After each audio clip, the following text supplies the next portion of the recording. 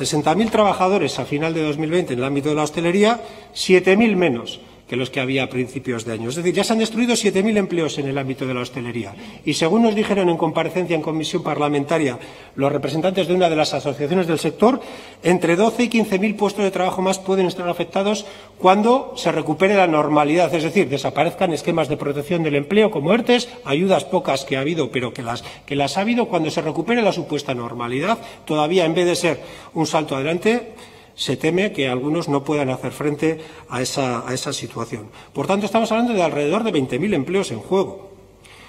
Cuando el Gobierno presentó en septiembre su plan de reactivación Berpiztu, para hacer frente a todas las problemáticas asociadas con la crisis, hablaba de impulsar 135.000 empleos a través de 13.200 millones de inversión.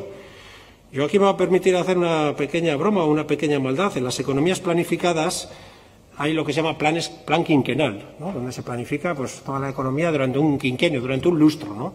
El Gobierno vasco hace planes quincenales, que es que viene cada 15 días y nos presenta el mismo plan o uno muy parecido, juega con las cifras para epatar a la opinión pública y luego viene a decirnos más o menos lo mismo.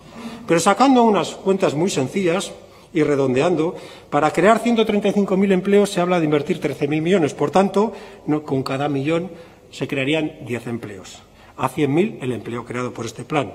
Cuando las asociaciones de hostelería u otros partidos políticos están reivindicando una inversión de alrededor de 200 millones para defender los 20.000 empleos que estamos hablando que están en juego, hablamos de que con cada millón invertido se salvarían 100 empleos, a 10.000 el empleo, frente a los 100.000 que se propone en el plan del Gobierno. Es decir, nos sale más barato y es evidente que estoy simplificando y que ese plan contempla también otro tipo de inversiones en ámbitos industriales que requieren pues inversiones en infraestructuras o más capital para crear empleo.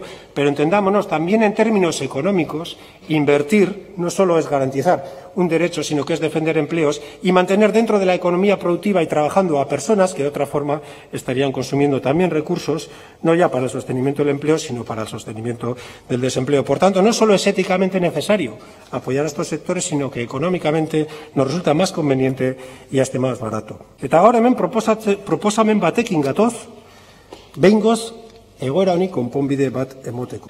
Proposamenare partekatu dugu ostalaritza sektoreko hainbat elkarterekin, esango nuke elkarte nagusiekin, eta elkarte guztiek esan digute ados gaudela, ñabardura eta batzuk plan eta proposamen propioak dauzkat eta hoiei uko egin gabe, esan digute bai Lurralde Federazioak bai ostalaritzako kideak bat egiten dutela proposatzen denarekin eta abiapuntu egokitzat jotzen dutela.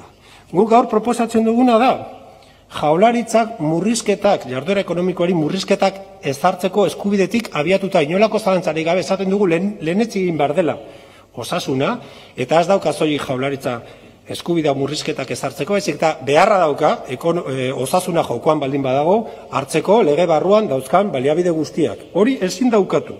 Baina pentsatzen dugu erreskate funts bat antolatu egin behar direla, dirua beharko delako, diru asko ostalaritza eta beste sektore afektatuak laguntzeko, funts bat sortu behar dela, beste instituzioen parte hartzearekin, 2008an egindako eta sufritutako galerak konpentsatzeko, hoiek ez direlako desagertu, eta sortzeko batez ere, babes sistema egonkor eta argi bat. Ez da posible, orain berriro zenbakiak pandemiari dagokionez hobera egiten ari dira, eta pentsatzen dugu eta danak baikorrak izan nahi dugu, baina ez da posible ez egotea aurreikusita, gauzak berriro okertzen badira eta berriro neurri murriztatzaileek hartu behar badira, zer egingo dugun. Ezin dugu improvisazioaren menpe utzi gobernuaren laguntza edo babes sistema. Sistema hori izan behar du argia, arina eta egonkorra. Eta bermatu behar dizkio sektoreko autonomoei sei soldatapeko langileei diru sarrera duin eta minimoak. Alokaren kontuari erantzun behar dio ere, eta ertetan dauden langileen egoera osatu eta hobetu egin behar du.